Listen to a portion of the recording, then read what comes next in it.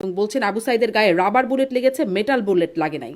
কিন্তু মানে জাতিসংঘের যে রিপোর্ট সেখানে বলা হচ্ছে যে অন্তত 2টি শট। আমার কাছে কেন জানি মনে হয় বঙ্গবন্ধু কন্যা জননেত্রী শেখ হাসিনাকে সবাই সঠিক তথ্য এখনো দেন না। 7.62 তো কোনো বিতর্কের ইস্যু হইতে পারে না। ইস্যুটা হচ্ছে গুলি কে ছুড়েছে, কিন্তু 7.62 অস্ত্র পুলিশের না, এটা মিথ্যা কথা, প্রচুর পরিমাণে আছে। তাহলে আওয়ামী লীগের যে সিনিয়র নেতারা, সাবেক মন্ত্রীরা বা সাবেক পদস্থ ব্যক্তিরা তারা যেটা বলেন, তাহলে সেগুলো তারা কিসের উপর ভিত্তি করে বলেন? এই যে আই ডোন্ট নো, আমি জানি না। মানে আপনি তো জাতিসংঘের উপর আস্থা রেখেছিলেন